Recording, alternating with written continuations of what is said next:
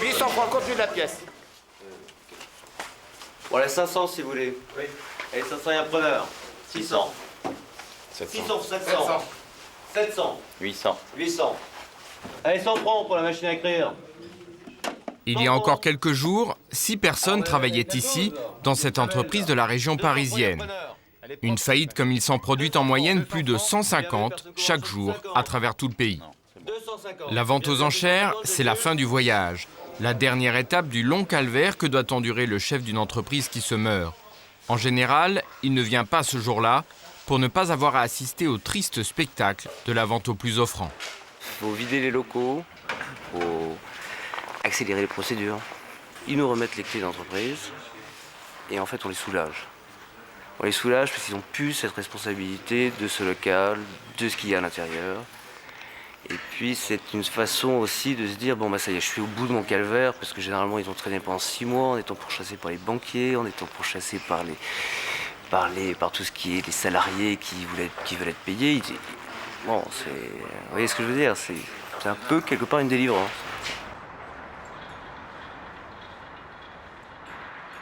C'est l'huissier que Thierry Dubois est en train de guetter par la fenêtre.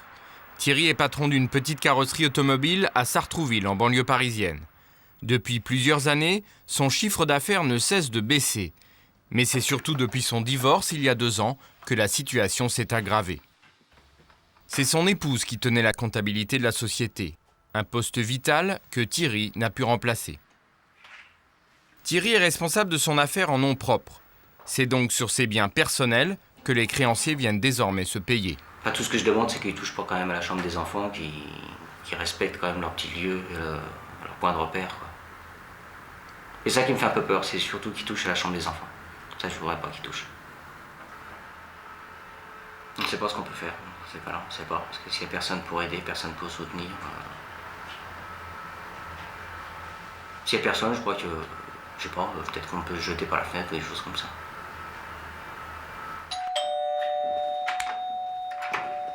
Madame ? Oui.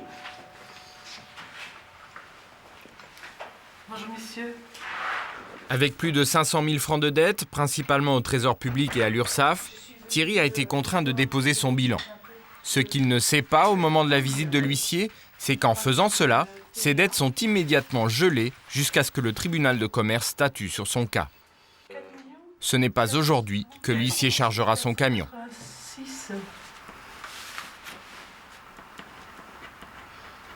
Bon, vous avez mes coordonnées? Oui. Alors, monsieur.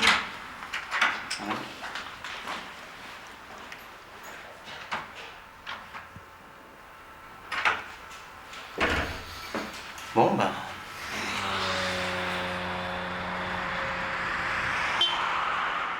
Dans quelques heures, Thierry Dubois sera fixé sur son sort.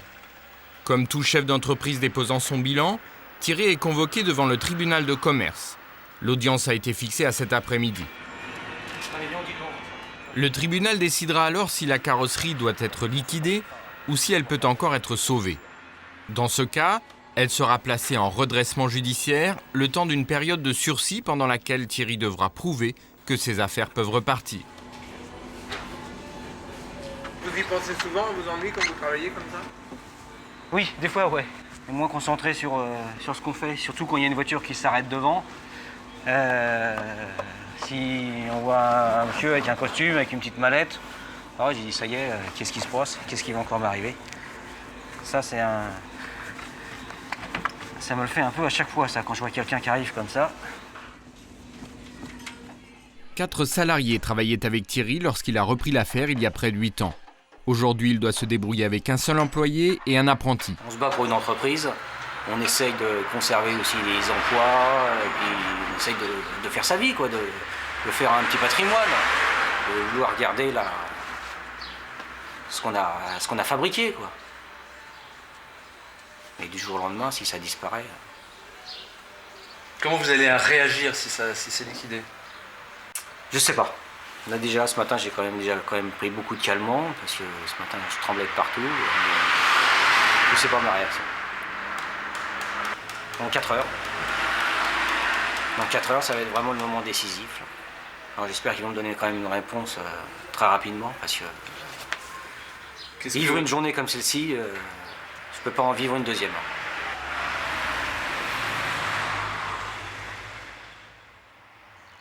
Cette journée, les chefs d'entreprise en dépôt de bilan l'ont tous vécue. Patron d'une société de design industriel, Yves Christin a connu la même incertitude que Thierry, le carrossier. Aujourd'hui, il est fixé. Le tribunal de commerce vient d'ordonner la liquidation de son entreprise. Tout va alors très vite. Il faut payer les salariés, préparer tous les comptes de la société et se présenter dans les 3 jours devant le liquidateur judiciaire chargé de faire disparaître l'entreprise. Le verdict est tombé. Il faut encore prévenir clients et fournisseurs, sans oublier les proches. Et je ne suis pas fier de cette situation, bien sûr. Et je n'en parle pas autour de moi. J'en parle pas à ma famille. J'en parle pas à mes amis. Quand mes amis me demandent si ça va, s'ils sont pas au courant de mes affaires, je leur dis très bien. C'est pas avec plaisir que je prends les fournisseurs au téléphone pour leur annoncer la mauvaise nouvelle. Il n'y a pas d'agressivité, ni des fournisseurs, ni des clients. Mais c'est quand même très désagréable d'annoncer ce genre de choses. Et c'est vrai que quelque part, vous êtes montré du doigt, vous êtes celui qui a raté quelque chose, qui a échoué quelque part. Puis on pense aussi, en regardant autour de soi, à tout ce qu'on a fait, aux années de travail pour constituer des documentations, pour constituer des dossiers, pour constituer une clientèle, pour établir une relation qui tienne le coup et qu'on ait le réflexe, que les clients aient le réflexe Christin quand ils ont besoin de quelque chose. Je veux dire que tout ça fait qu'on se dit que ça va être anéanti du jour au lendemain, et il va falloir repartir à la case départ. Dans sa chute, Yves Christin entraîne ses 6 salariés, dont 3 ouvriers prototypistes. Le patron a fait de son mieux pour leur trouver un nouvel emploi, mais pour l'instant sans confirmation. Alors dans l'atelier, même si on n'en veut pas directement à Christin, les plus âgés sont les plus inquiets. Par moment, j'y crois pas. Par moment, j'y crois pas. Je dis, mais c'est pas possible. Ce matin, je suis arrivée, tout le monde était là. J'ai dit, mais ça y est, ça recommence, c'est comme avant. Mais non, faut pas rêver. Non, mais c'est vrai, pourquoi que ça s'arrête en fin de compte? On a l'impression que tout peut continuer. Je pense que le problème humain, le problème des gens, ils ne l'abordent pas. Je pense qu'ils font abstraction de ça. Hein. Bon, pour nous, on est un numéro supplémentaire, et puis sur une liste, et puis voilà, quoi. Ils nous envoient au chômage. Bon, bah, allez au chômage.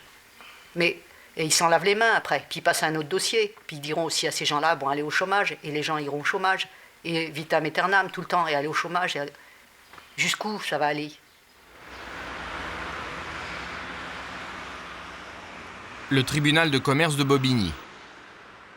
C'est ici qu'échouent les dossiers de toutes les entreprises en dépôt de bilan de Seine-Saint-Denis. L'an dernier, il y en a eu 1500, une moyenne de 5 dépôts de bilan par jour. Plus de 9 fois sur 10, le tribunal a ordonné la liquidation pure et simple de l'entreprise. Et pour les quelques-unes qui ont obtenu un redressement judiciaire, plus de 2 sur 3 finissent tout de même par être liquidées. Dans le hall du rez-de-chaussée, c'est le défilé permanent. À tour de rôle, les chefs d'entreprise en dépôt de bilan viennent plaider leur cause, avec, ils le savent, peu de chances d'obtenir un sursis. Les juges sont comme eux, chefs d'entreprise. Élus par leur pairs, leur rôle est clair, protéger les entreprises viables, écarter les autres. En tant que chef d'entreprise, je sais ce que c'est, je sais ce que ça veut dire. J'ai vu des gens ici pleurer parce qu'ils ont tout perdu, c'est vrai. Mais encore une fois, la loi, ça n'est pas le tribunal qui l'a fait, le tribunal applique la loi. Et ça vous fait pas mal au cœur, vous avez pas... Si, mais qu'est-ce que je peux y faire? Qu'est-ce que le tribunal peut y faire? C'est malheureux, c'est comme ça, et on a vu même des artisans qui se sont engagés dans tout un tas de frais, d'achat, etc., qui se trouvent ruinés du jour au lendemain, ils n'ont plus rien, ils sont à la rue. C'est effectivement, mais qu'est-ce qu'on peut faire? On ne peut pas les laisser continuer. Patron de bistrot à Aulnay-sous-Bois, Daniel Leplat est venu lui-même demander la liquidation.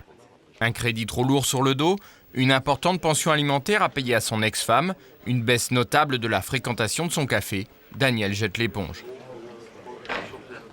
Je préfère retirer un trait, perdre mes 22 ans de travail que j'ai accompli. Je préfère perdre ça que la santé. La santé. Pour moi, la santé, c'est important. Parce que j'ai quand même autour de moi mon ami, mon enfant et ma famille, que je tiens beaucoup. On est très soudés avec. Je veux dire, rien que pour eux, je veux dire, il faut Je veux vivre. C'est au tour de Daniel de se présenter devant les juges. Dans quelques minutes, il aura tourné une page importante de sa vie.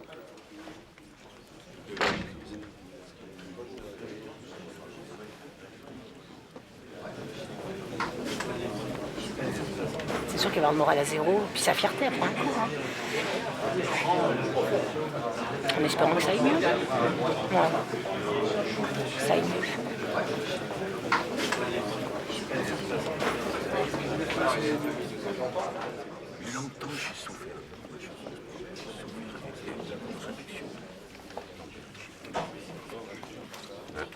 Bien, impeccable. Ouais, bien. Ben, on va mettre délibéré 14h30. 14h30 délibéré. Ouais. Ben, je crois que, vu ma situation, vu la situation, ils jugent que, comme j'avais acquéreur de vendre l'affaire, ils me laissent le temps de pouvoir, leur solution, eux, la meilleure solution, c'est de vendre l'affaire. Donc ils vont me laisser un temps pour pouvoir faire ça. Ça va bien se passer, quoi. J'aime bien. Hein, sans problème. Faut le faire, ça. Pourquoi on ne peut pas? 30 000 francs par mois de crédit immobilier plus 8 000 francs de pension alimentaire. Progressivement, Daniel a dû abandonner l'activité de buraliste et de marchand de journaux. Il a commencé à puiser sur sa trésorerie et 3 ans plus tard, c'est le grand plongeon. Ce que ses différents créanciers ne manquent pas de lui rappeler chaque jour au téléphone. Au bureau. Sans problème. Hein, je passe demain matin. Hein. Allez, au revoir, bonne journée. Ouais. Ben, sans arrêt, vous avez des coups de téléphone, sans arrêt, c'est les relances, sans arrêt. Bon, c'est un peu un casse-tête, quoi. C'est-à-dire, ça prend quand même un peu la tête, quand même. Hein. Bon, les gens savent que vous êtes en difficulté, ils sont là tout le temps à vous harceler tous les jours, les coups de téléphone à droite, coups de téléphone à gauche. Hein, toujours faire des courriers, c'est pas évident, c'est vrai quand on est tout seul dans une situation comme ça, c'est pas évident de s'en sortir, c'est vrai, c'est assez dur quand même. Bon, maintenant je dois être à peu près à 800 000 francs de dette. 800 000. Avoir moins de dette, c'est pas possible. Quoi. Parce qu'en ayant ces 800 000 francs de dette, je veux dire, j'ai tout fait pour pas les avoir. Hein. Et tout en faisant pour pas les avoir, j'ai quand même 800 000 francs de dette. Donc c'est qu'il y a quelque chose. Quoi. Il y a un truc qui se passe, c'est que je peux pas donner ce que j'ai pas, je veux dire. Divorce, dépression, dépôt de bilan. C'est ce que l'on a coutume de nommer la règle des 3D. Une épreuve que beaucoup d'artisans en difficulté ont la malchance de traverser. Et c'est vrai qu'au départ, bon, on a envie de tout casser. On fait des dépressions au départ. Et là, c'est vrai que, il faut dire la vérité, bon, pendant les premiers mois, j'en ai pleuré, j'en ai pas dormi la nuit. Et puis, en définitive, bon, maintenant, je prends ça un petit peu, bon, un peu à légère, si on veut dire. Quoi. Je prends ça avec le sourire, parce que maintenant, quand je vois arriver le facteur, il me dit sans arrêt, tiens, Daniel, recommandé pour toi. Je savais que tu allais me recommander. Je ne suis pas étonné, je veux dire, tous les jours, c'est des recommandés, des harcèlements et tout ça. Bon, et on finit par s'habituer, en définitive. On s'habitue, quoi.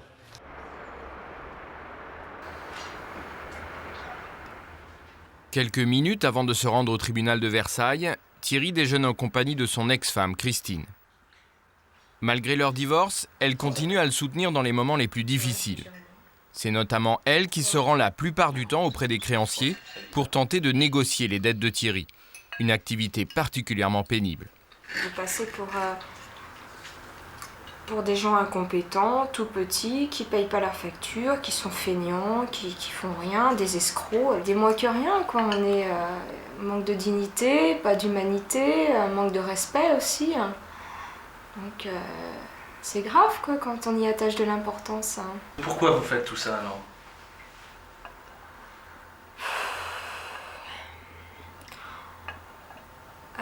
Je le fais parce que c'est vrai que cette carrosserie, j'y étais partie prenante au départ.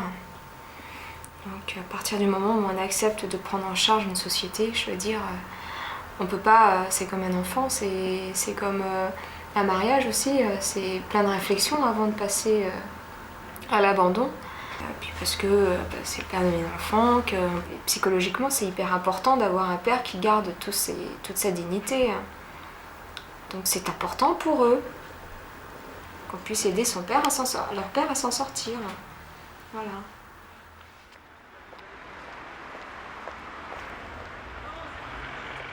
Dans quelques instants, Thierry se présentera devant ses juges.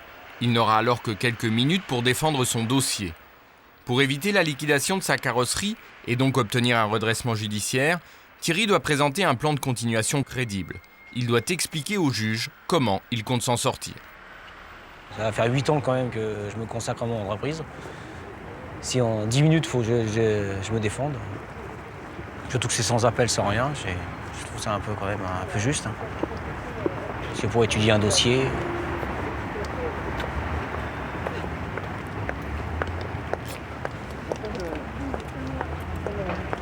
Vous avez le trac? Oui. Oui.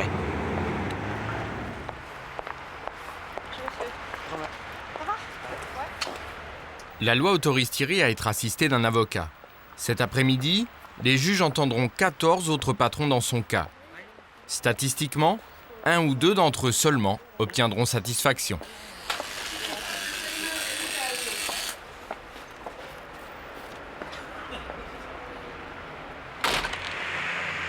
Le siège d'Eversteel, une société spécialisée dans la fabrication de fauteuils et de canapés.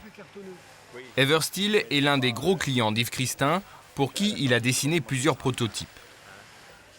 Yves Christin est un bourreau de travail. Le dépôt de bilan et la liquidation ne l'ont pas empêché de se rendre sur place pour suivre ses productions les plus récentes auprès du PDG d'Eversteel, Paul Goiset.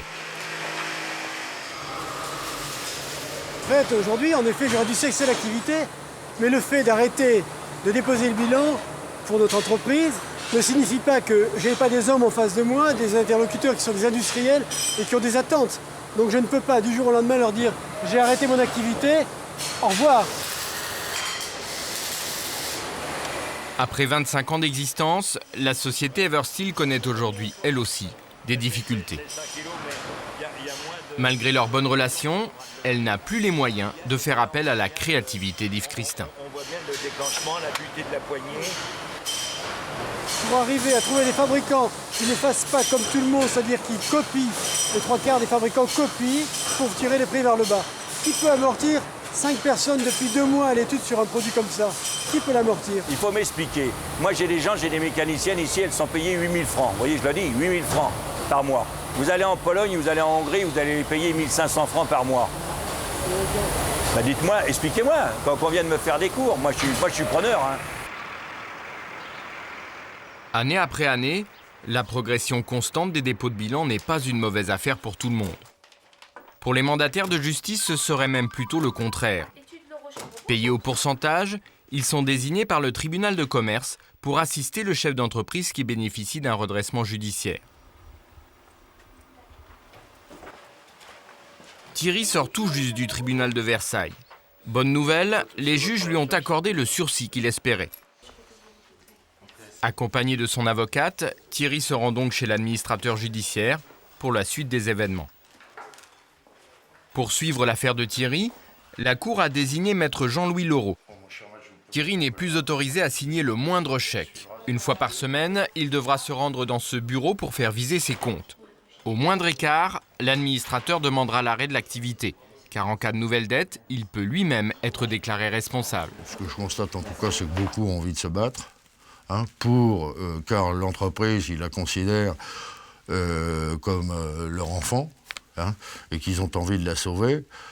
C'est parfois possible, c'est parfois impossible. Notre rôle, justement, dans le cas où il y a une impossibilité, c'est de faire comprendre aux chefs d'entreprise que poursuivre, ça peut conduire qu'à une situation encore pire que celle à laquelle ils sont arrivés. Le tribunal a donné 6 semaines à Thierry pour prouver qu'il peut redresser son entreprise. Première étape de cette course contre la montre, trouver de nouveaux clients. Mais à Sartrouville, il y a déjà de nombreux carrossiers. La concurrence est rude. Chacun essaye de prendre les clients des autres. Hein. C'est ça qui est un peu malheureux hein, quand même. C'est-à-dire ils regardent le jour où tu disparaîtrais, pour eux c'est... Ah ben bien sûr, hein, ce sera pas une bonne aubaine, quand même pas, mais enfin disons que aussitôt ils reprennent la clientèle qui vont derrière. Hein. C'est un peu... presque des vautours, quoi, comme on peut dire.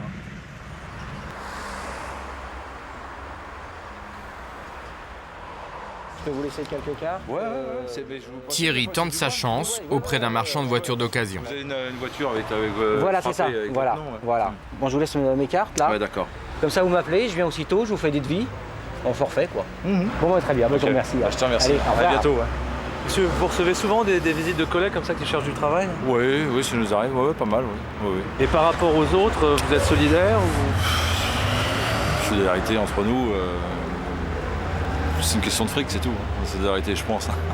S'il est moins cher, j'irai chez lui parce que le boulot est pas mal. S'il est bien fait, c'est toujours pareil. Ce que je disais, s'il est bien fait, on va chez lui, on ira chez lui.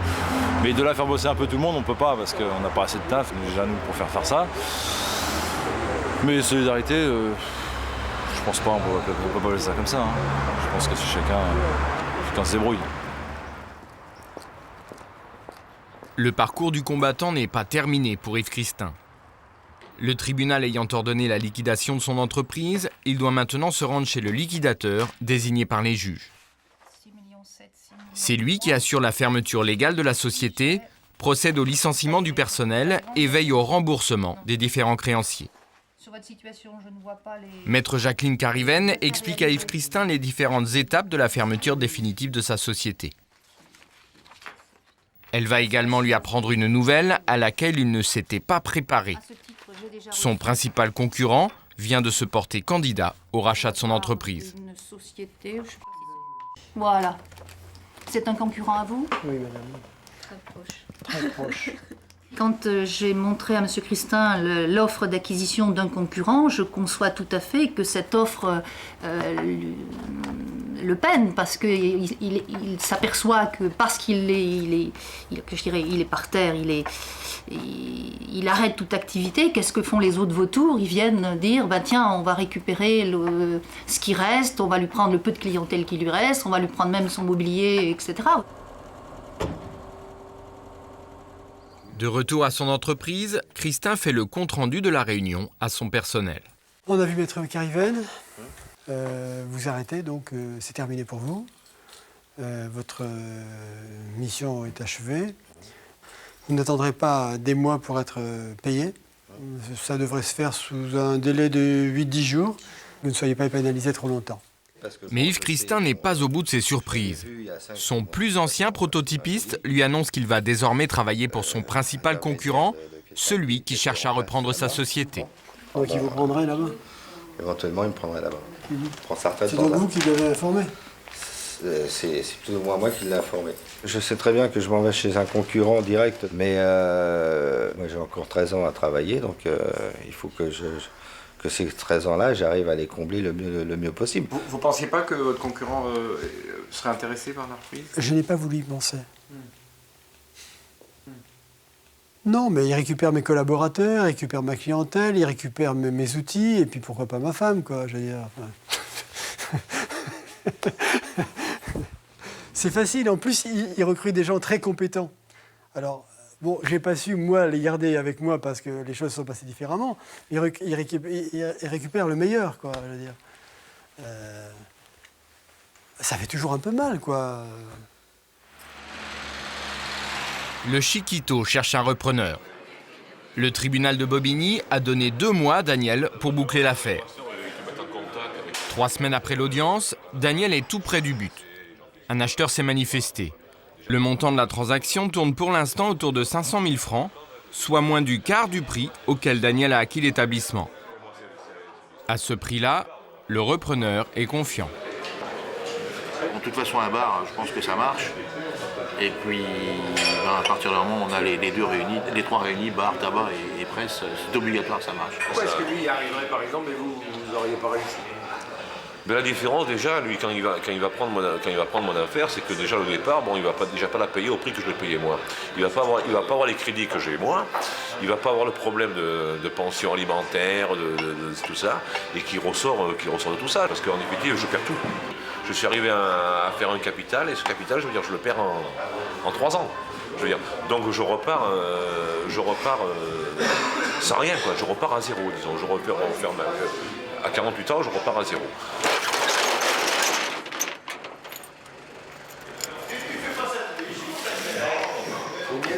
pensé la dernière fois que tu auras fait ça, ranger, le dernier jour? Ben, je crois que le dernier jour, ça va me faire, ça va me faire quelque chose quand même. Hein. Il faut dire qu'on a fait ça pendant 6 ans. Hein. Alors quand on arrête ça d'un seul coup comme ça, ça fait évidemment ça fait quelque chose. Quoi.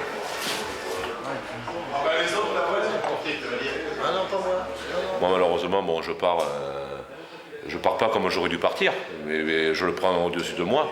Je me dis bon ben. Hein, tant pis, hein, c'est comme ça, la santé, et puis bon courage à mes repreneurs, quoi. À l'heure de la diffusion de ce reportage, Daniel cherche toujours un nouveau travail. Thierry le carrossier a obtenu un nouveau sursis. Quant à Yves Christin, après un passage chez Eversteel qui a déposé son bilan à son tour, il cherche aujourd'hui à remonter une nouvelle affaire.